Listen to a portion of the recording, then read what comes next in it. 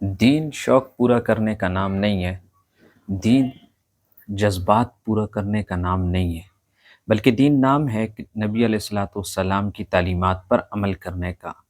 لہٰذا کہیں پر اگر میرا شوق، میرے جذبات اور میرے احساسات وہ دین کے مخالف ہو جائیں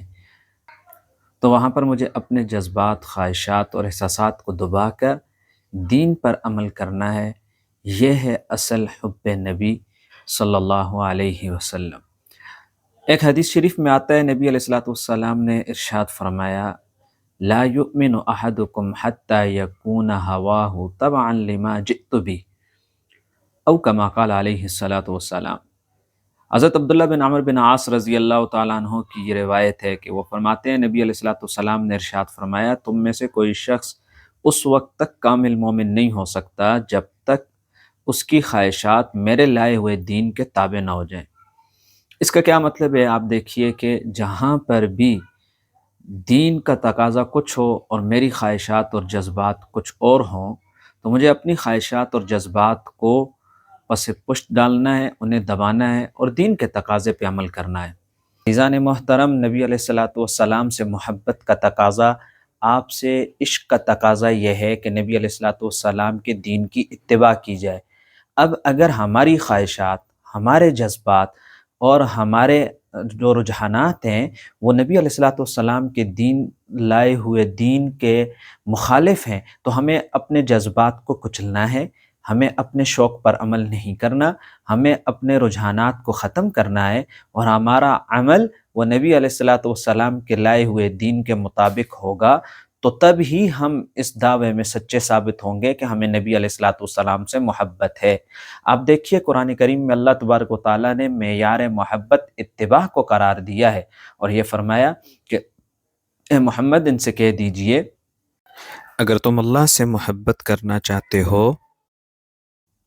تو پھر تم کیا کرو؟ تم میری اتباع کرو۔ تو جب تک نبی علیہ الصلوۃ والسلام کی اتباع نہیں ہوگی، اس دین کی اتباع نہیں ہوگی، تو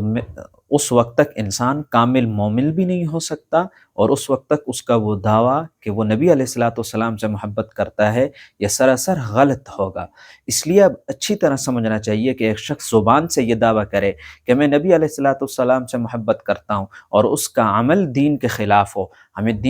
ہم کسی کے دل کے احوال سے واقف نہیں ہیں، ہم تو اس کے ظاہر پر حکم لگاتے ہیں۔ اگر ظاہراً ایک شخص یہ کام کر رہا ہے کہ وہ دعویٰ یہ کر رہا ہے کہ نبی علیہ السلام سے محبت کا، اور عمل دین کے خلاف کر رہا ہے، تو ایسا شخص اپنے دعوے میں جھوٹا ہے۔ محبت نبی، حب نبی یہ تقاضا کرتی ہے کہ ہم دین پر چلنے والے ہوں، لہٰذا بغیر دین پر عمل کیے ہم حب نبی کا اگر دعویٰ کریں گے تو ہم اپنے دعوے میں سچے نہیں ہیں۔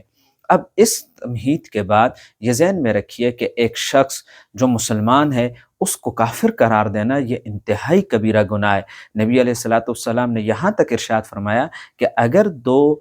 شخص ہوں اور ایک دوسرے کو کافر کہہ دے تو ان میں سے ایک تو لازماً جو ہے وہ کافر ہوتا ہے، یعنی اگر اس نے کسی ایسی وجہ سے کسی مسلمان کو کافر کہا کہ وہ واقعی وہ وجہ اس میں پائی جا رہی تھی، پھر تو وہ کافر ہے، لیکن اگر وہ وجہ اس میں نہیں پائی جا رہی تھی تو کہنے والا کافر ہے۔ یہ تو مسلمان کو کافر کہنا اتنا سخت گناہ ہے، لیکن ایک مسلمان کو جب ہم یہ کہہ دیتے ہیں کہ وہ گستاخ رسول ہے، یعنی وہ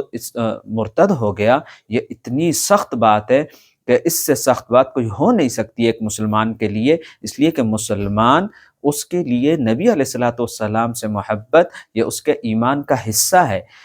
لیکن جب ایک مسلمان کے زبان سے ایسے جملے نکل جاتے ہیں یا ایسی بات ہو جاتی ہے تو اس میں یہ دیکھا جاتا ہے کہ اس مسلمان نے یہ بات کس طرح کہی تھی، کیا یہ واقعی گستاخی کے زمرے میں آتا بھی ہے یا نہیں آتا، یا جس وقت اس نے یہ بات کہی تھی اس وقت اس کی ذہنی کیفیت کیا تھی، کہیں یہ شخص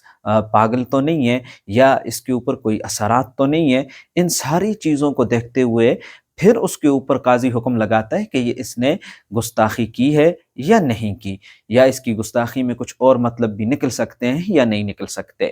لیکن یہ ثابت ہونے کے بعد اگر یہ ثابت ہو جائے کہ فلاں شخص گستاخ ہے تو اس کی سزا کا حق صرف اور صرف ریاست کو ہے۔ جب ریاست کو حق حاصل ہے اور ریاست ہی کی ذمہ داری ہے کہ وہ اس کو سزا دے، اور ریاست اگر اپنی ذمہ داری پوری کرتی ہے تو فبہا، اگر ریاست ذمہ داری پوری نہیں کرتی تو اس صورت میں ایک عام شہری کو قطعاً یہ حق حاصل نہیں ہوتا کہ وہ قانون کو اپنے ہاتھ میں لے۔ عزیزان محترم، یہ شرعاً بھی ٹھیک نہیں ہے اور یہ قانوناً بھی ٹھیک نہیں ہے۔ لہٰذا اگر ہمارا جذبہ، ہمارا شوق ہمیں یہ کہتا ہے کہ ہم قانون کو ہاتھ میں لیں، لیکن ہمیں دین محمدی اس بات سے منع کرتا ہے کہ قانون ہاتھ میں نہیں لینا، اس وقت حب نبی کا تقاضا یہ ہے کہ ہم دین پر عمل کریں اور اپنی خواہش کو ایک سائٹ پہ رکھ دیں۔ آپ یہ دیکھیے کہ جتنے بھی وہ لوگ جنہوں نے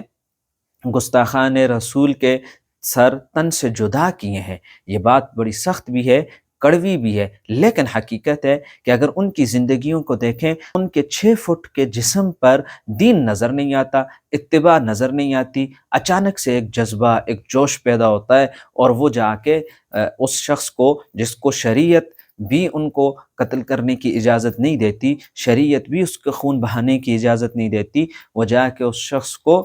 جہنم واصل کر دیتے ہیں اور قانون ہاتھ میں لے لیتے ہیں۔ اس لیے عزیزان محترم، خوب اچھی طرح سمجھنا چاہیے عوام کو کہ اگر کسی کے ذہن میں یہ جذبہ ابھرے اور یہ جوش ابھرے کسی شخص کے بارے میں یہ حکم لگانے میں کہ یہ گستاخ ہے یا نہیں ہے، تو سب سے پہلے تو یہ کام کرنا کہ یہ گستاخ ہے یا نہیں، یہ عدالت کا کام ہے۔ بعض دفعہ لوگ اپنی ذاتی انتقام کی وجہ سے بھی کسی کے اوپر گستاخی کا حکم لگا دیتے ہیں۔ آج کل تو ایسا زمانہ ہے کہ کسی کی فیک ویڈیوز بن جاتی ہیں، فیک آڈیوز بن جاتی ہیں، تو کسی کے اوپر بھی یہ حکم لگانا یہ عدالت کا کام ہے، عدالت ثابت کرے گی۔ لیکن اگر کسی شخص کو یہ وسوسہ آئے تو وہ پہلے، سب سے پہلے اپنے آپ کو جانچے، وہ اپنے آپ کو دیکھے کہ کیا میری زندگی میں سنت کی اتباع ہے، کیا میری زندگی میں فرائض کی اتباع ہے، کیا میں دین محمدی جو لایا ہوا ہے نبی علیہ الصلوۃ والسلام نے اس پر عمل کرتا ہوں۔ اگر تو وہ عمل کرتا ہے تو پھر اسے علماء سے پوچھ کے اگلا قدم اٹھانا چاہیے، ان سے تحریراً فتویٰ لینا چاہیے۔ زبانی جو باتیں سنی جاتی ہیں، جو کانوں میں آوازیں پڑتی ہیں، جو چوکوں اور چوراہوں میں تقریریں ہوتی ہیں، وہ عمل کے لیے نہیں ہوتی، یہ صاف بات ہے۔ وہ فتویٰ لے اور فتویٰ لینے کے بعد اگر اس کو فتویٰ مل جائے تو کسی مستند دارالافتاء سے، تو اس فتوے کے مطابق عمل کرے، اور اگر اس کی زندگی اس میں سنت نہیں ہے، اس میں فرائض نہیں ہے، اس پہ دین محمدی کی اتباع نہیں ہے، تو فوراً فیصلہ کر لے کہ اب جو جذبہ، اب جو شوق اس میں بیدار ہوا ہے، یہ حب نبی کا تقاضا نہیں ہے، یہ اس کی ذاتی خواہش ہے، یہ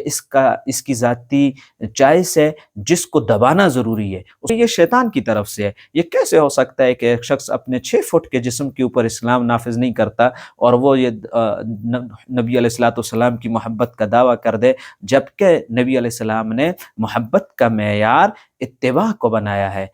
اگر وہ قانون کو اپنے ہاتھ میں لیتا ہے اور وہ ایسے اقدام کی طرف جاتا ہے جو شریعت کے خلاف ہے، جو ریاست کے قوانین کے خلاف ہے، تو ایسا شخص، یہ اقدام کرنے والا جو یہ دعویٰ کرتا ہے کہ وہ نبی علیہ الصلوۃ والسلام سے محبت کرتا ہے، یہ کوئی محبت نہیں ہے، یہ کوئی اس میں دین کی اتباع نہیں ہے، یہ اس کا ایک اپنا شوق ہے، اپنی انانیت ہے، اس میں دین کی کوئی اتباع نہیں ہے، یہ دین سے کوئی محبت نہیں ہے، یہ نبی علیہ الصلوۃ والسلام سے کوئی محبت نہیں ہے۔ عزیزان محترم، دیکھیے ایک شخص جو ہے وہ ظاہراً نبی علیہ الصلوۃ والسلام جیسی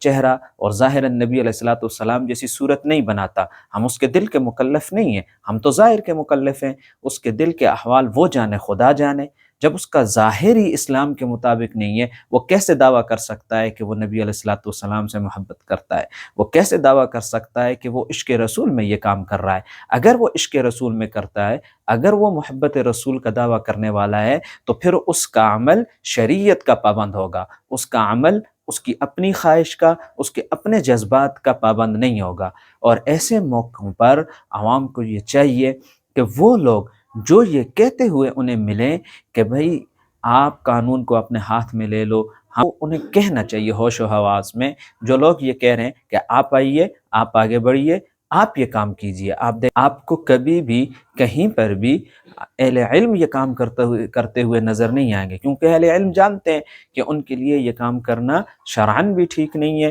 قانوناً بھی ٹھیک نہیں ہے. اس لیے عوام وہ جذبات میں نہ آئے، عوام وہ اپنے شوق میں نہ بہے، اس لیے کہ یہ میرے جذبات تو ہیں، یہ میری خواہش بھی ہے، یہ سب کچھ ہے، لیکن یہ دین نہیں ہے. والسلام علیکم ورحمۃ اللہ وبرکاتہ.